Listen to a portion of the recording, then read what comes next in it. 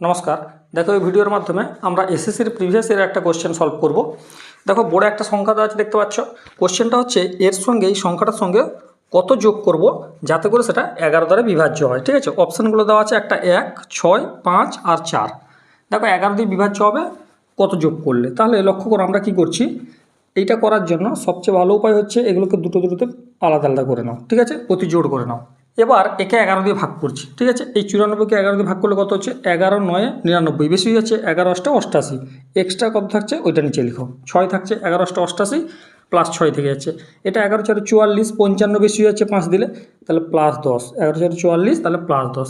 11 3 33 তাহলে থাকছে প্লাস 2। 11 1 11 থাকছে প্লাস 5। 11 2 22 থাকছে কত, প্লাস 4। ঠিক আছে, এবার এইগুলো যোগ করো। যোগ করলে কত হচ্ছে দেখো, 10 4 16 2 18 5 23 4 27 হলো। ভালো করে লক্ষ্য করবে, হলো হচ্ছে 27।